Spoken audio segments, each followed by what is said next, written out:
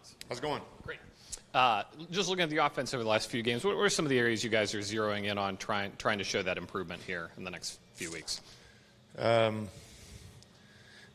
think you analyze everything across the board, as far as improving execution, and I think that happens week in and week out. I think the ones that stand out, though, are the situational stuff, the third downs that you don't convert because they would have given you a whole nother rack of opportunities. The red zones, because it is obviously so vital. I think the situational stuff always tends to jump out when you don't execute because of its magnitude. But certainly I think, it could be first or second down too. You're still obviously trying to correct any of those things. But like I said, the situational stuff, certainly there's a premium there to operate. Alex, you guys yesterday just made a trade to bring another safety. You prepared for him earlier this year. I'm just curious your scouting report on Clinton-Dix. Good player. I think a safety that I think has a lot of tools, and I think that's important kind of right now in football. The way football is going is safeties get put in a lot of different situations, I think, with what offenses are doing now. Not only you used to kind of just have a box safety and a post safety, and that was kind of the deal. And now I think either of those guys, with what offenses are doing, can get put in space. They can get manned up on guys. They can get put in the box and need to be able to tackle. They need to be able to play the post when they have to. So I think a little bit you kind of need a player like that that's a little bit of a jack of all trades, can do a little bit of everything because of all the situations they can end up in. Alex, how do you feel about the RPO game here? It seems like you guys are bringing that along more and more each week. Yeah. And it is one of those things week to week. Some weeks it, makes a ton of sense, and I even feel like some weeks you can predict that, in the week of prep and what we're seeing on film that, hey, this is going to be a big week for this. Sometimes it doesn't make as much sense, and then sometimes in game, you never totally know how teams react to things. I think we've seen some different adjustments teams have made to us in game to some of it. So yeah, I think as we continue to kind of build on it, you have a more sophisticated deal around it. The things off of it, things that go with it, stuff like that. So it is a week-to-week thing, though, based on kind of what we're seeing in the matchups and the schemes that they run. Do you have a preference between the RPO and kind of the more traditional play-action boots, stuff like that? No, I don't. I like both. I feel like we have both. We do a lot of both. Sometimes it's nice. I do think you don't always have to be right with the call sometimes. You don't have to predict coverage, pressure, loaded box, not loaded. I think it kind of takes care of all that stuff, depending on how aggressive the defense wants to be or not. You've got answers. What has Adrian Peterson meant to this offense so far? It's tough to put into words any like that. I think to one player, certainly he's a guy that's been our bell cow back there. He's bringing a lot of physicality, a lot of energy, and a guy I think that we're asking a lot of. Then we're moving around, and I think he's enjoying that. That you're seeing. I think a lot of him getting the chance and opportunity to do some things that he hasn't always had the chance to do in his past. Some of the gun run stuff, some of the catching the ball to the backfield, and to see the playmaking all over the field has been fun. He's a guy that we feed off of. I know the mindset and attitude that he brings certainly fits with what we want to be about, up front and our style of play. For you and Jordan Reed, is there kind of another level you guys feel like you can get to in terms of? Without a doubt, yeah. He and I talk all the time, no question. I think I think you're always building on that chemistry. I talk about that a lot. But you're always trying to continue to build. Certainly, neither of us are content with where we're at. We have a long way to go, and just looking to build on it every single week. Yeah. Alex, is there something to perhaps thinking too much about not turning the ball over, not throwing picks, or are you doing that at all here? Or? No, I don't feel like I have at all. I don't feel like I've turned down any opportunities or chances downfield, because of cautiousness or anything like that. No, I feel like you got to be able to pull the trigger. We're trying to score points, trying to move the football. I can't think of a situation this year ever where I felt like I was being cautious with the football. Not to say you don't miss things, but it's not because of that. I think you do that with your fundamentals. You do that with your decision making. location of the football, ball handling in the pocket, 2 hands on the ball, ball security, things like that when you are handling it. You let your fundamentals take care of that. Yeah. One more on Clinton-Dix. I mean, you guys already have a really good defense, but the front office felt the need to go get another talented player. So what kind of message do you think that sends to the team and also the division in the league that you're trying to strengthen something that's already so good? I don't know about messages or anything like that. I don't want to get in that too much. Certainly, I mean, I think but we're trying to get better in all areas. There's so many areas to a football team. Certainly, us as players trying to get it corrected in the meeting rooms and on the field, and obviously trying to work. But obviously, there's the personnel side of this as well that we don't have a lot of control over. But yeah, I think everybody on board in this building with what we're trying to do. Alex, this is kind of an in general question. How does pressure coming up the middle, particularly from like defensive tackles, affect quarterbacks and what you guys do in the pocket as opposed to guys coming off the edges? I mean, I think a lot of time as quarterbacks we get trained within our pocket movement. A lot of times you do get trained with edge pressure. You get trained with a lot of times when wherever it may be, free rushers, how to avoid, I think things you can do, escape drills, all this stuff. I mean, quarterbacks get taught a lot on that. There's not much you can do when you just get interior push up the middle. It affects you in a lot of ways. Vision, it's hard to see. It's tough to step into throws. And like I said, it's not something you train as far as an escape route. There isn't necessarily a lot of times even a place to go. You're just getting pushed. It's a little suffocating sometimes when that happens. So, yeah, I mean, I think it's tough to train for and tough to play against. Secchi comes in for Trent. Obviously, you don't replace a guy like Trent, but what's impressed you about Ty and maybe his skills from the backup position? I mean, I think the biggest compliment can be that we just nothing changes. We don't skip a beat.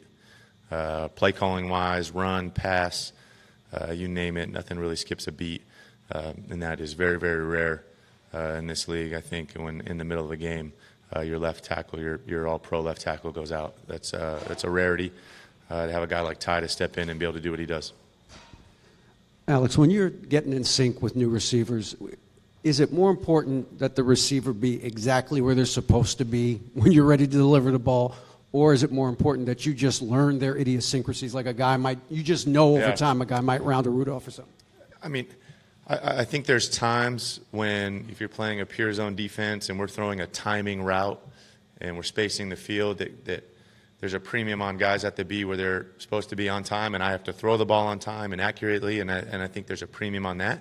But certainly when you're playing man defenses, no, the route is kind of a living thing, and I'd say if anything, most of the time it's between the two, that you're playing as a zone team, but a lot of times they man up within their zones and they play leverage, things like that really a premium on both the receiver and the quarterback seeing the same thing and reacting to it the same way.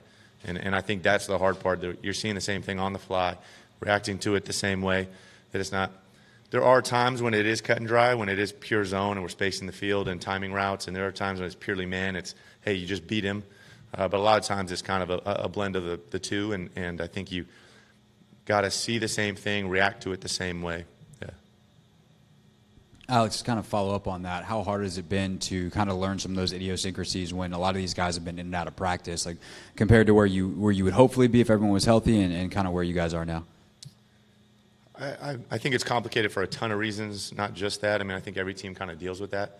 I think it's complicated because on a weekly basis it changes based on the kind of scheme you're seeing. You try to get a lot of that predicted on the practice field, in the meeting rooms. You talk about it. You can't get it all done, though, there. I think some of that just takes reps and accumulation.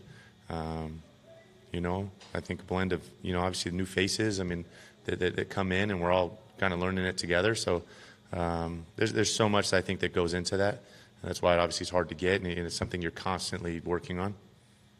And how different are the practice reps versus the game reps?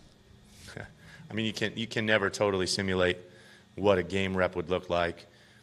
The edge you play with on game day, as far as the speed and physicality. I mean, it would be reckless to do it out here on the practice field, so you just can't get that done a lot of times without a huge risk of injury. So, yeah, I think you try to do the best you can. out here, but there's always a difference. Thanks, Alex. Thank you. Sit tight. He's still working out.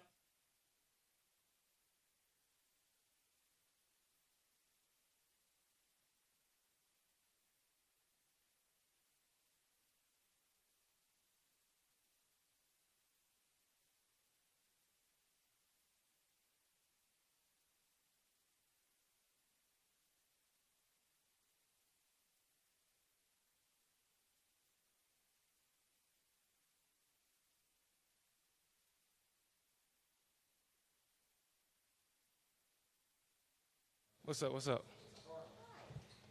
How y'all doing? Awesome. Welcome to Washington. I guess just take us through the last 24 hours for you, finding out your reaction to your new team and coming here. It happened at about 3:58. I got a call from Brian Gutekunst down in Green Bay, and he told me I'd just been traded to Washington. My emotions were super high. I gave Green Bay my all. And I'm excited about a new start. I'm at a place where I love Sean Taylor. I love this game. Played here a few weeks ago, man, and my eyes always light up every time I play here. And I'm glad to be a part of this. I'm happy to be a part of this organization, and I'm ready to keep things going. And that's on to the next W, and that's Atlanta. You're going to be playing next to DJ Swearinger a lot. What have you seen out of him, and how do you think you pair up with him? Well, if you watch when we played them week 3, I caught an interception. I went to the sideline and dapped him up. I'm real close with him. I watch a lot of his games. I study his tape. I love the way he plays the game. I'm excited to be back there with him. There's a lot I can learn from. A lot of Bama guys out here, too, as well. I'm ready to get in and contribute any way I can and help this team win. What do you think you can add immediately to this team? Man, my leadership, my hustle to the ball, my effort. You can't control effort. Just being a veteran player now, being able to go get the ball, create turnovers, and take this team to another level, man, and keep things going. And with Sean Taylor, why did you kind of latch on to admiring what he did? He's one of the best in the game. He's one of the best to ever play this game, and that's not just for the money, but because of the love of the game. He was a leader. He didn't talk much, but he led by example. And he set great examples. So that's someone you want to admire, somebody you want to look up to, and someone you want to feed off of. There's no way I can be Sean Taylor, but he's a guy that I look up to, and I model my game after him. Is that why you wore 21? And I guess what is it like for you looking up to Sean Taylor to be in this building and now be a Washington Redskin also? Man, it's a blessing. Everything happens for a reason. I'm excited to be here.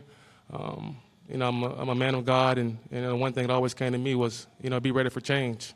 Change is here. I'm accepting it. I'm accepting my role here on this team, and I'm ready to play ball. I'm so excited to be here. You guys don't even understand. You'll see.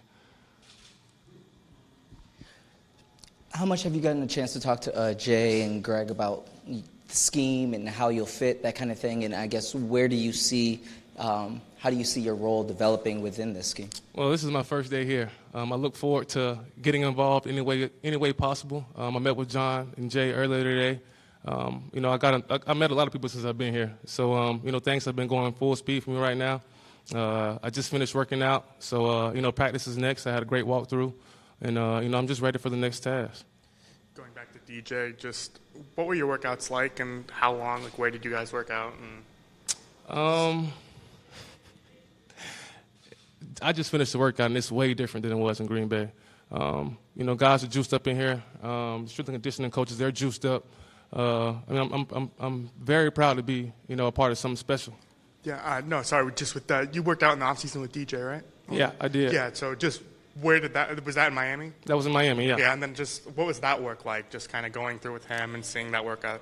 Two men who love this game, who play for their families, who play for their friends, who play for their coaches, who play for their teammates. Man, it was all balls to the walls this offseason, and we had fun doing it, man. It's like I said, when you're competing with a guy that loves the game as much as you do, you can never get bored in this league. You come obviously from a passionate fan base in Green Bay. When you've taken trips here, the last 3 or 4 years now, I guess you've been to FedEx Field. What's been your sense of the fans and everything? Every time I came here, I felt like I was at home.